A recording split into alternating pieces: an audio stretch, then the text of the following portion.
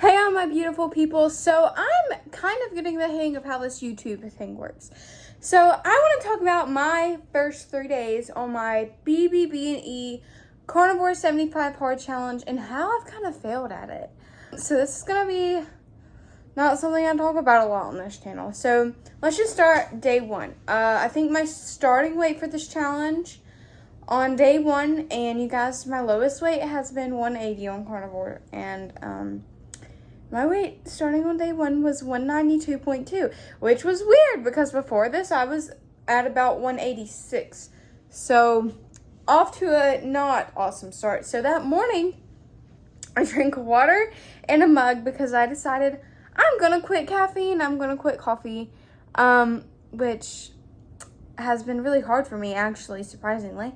So yeah, day one was rough. My glucose in the morning was 96 and my ketones were 0.05 or 0.5. They were 0.5. So that's, I'm in ketosis just barely. And then for breakfast, I had a whole T-bone steak. I was hungry on the first day. Like, I ate probably close to 4,000 calories. I had T-bone steak, I had some sausage patties, some bacon, and then a T-bone steak, and then carnivore pancakes with butter. And that was what I ate on the first day. So I had 3 pretty calorie-dense meals.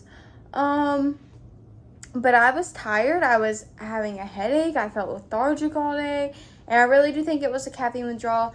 I still somehow managed to get 12,000 steps in, which was part of the 75 hard challenge. So basically the rules for my 75 hard challenge, which is going hand in hand with the BB&E, is testing my glucose, my ketones, all that kind of stuff.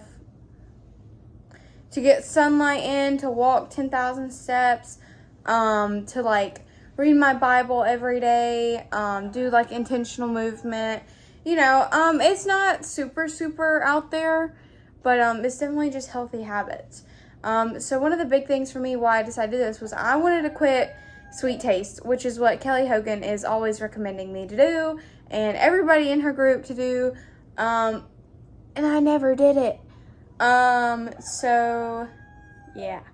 And then also just cut out dairy, kind of see what happens. Last time I did line diet, I did pretty good without dairy and sweet taste. But for some reason, this next time cutting out stuff has been a lot harder on me. So yeah, I was really struggling with withdrawals. And I still am, because today is day 4. So day 2, I woke up, my weight was 193.3, which I went up a pound. Obviously not a great sign, but it's only a pound and an ounce. It's not that big of a fluctuation. So my ketones were 0.2, which is definitely not in ketosis, and my glucose was 98. Not bad. It's okay.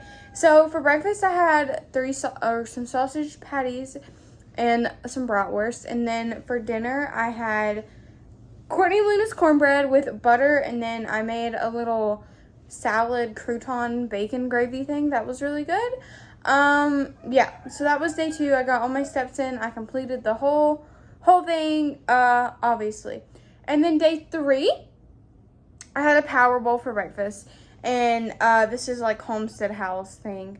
So it's eggs, and I make mine a little bit different. They do eggs, sausage, and beef. Mine was eggs, sausage, and bacon. Well, no, theirs is eggs, bacon, and beef. Mine was eggs, sausage, and bacon. And then I waited until lunch to test. Before lunch, I tested my ketones and glucose. My ketones were 1, and then my glucose was, or 1.0, and then my glucose was 107, which that's all actually pretty good, especially to have eaten. And my weight that day was 193.6. So again, not a big fluctuation, but definitely not something to be too happy about. I got in 11K steps yesterday, and I was still kind of going through the caffeine withdrawals, but I did have a lot more energy yesterday. And then I had a power bowl for lunch, and then a ribeye for dinner.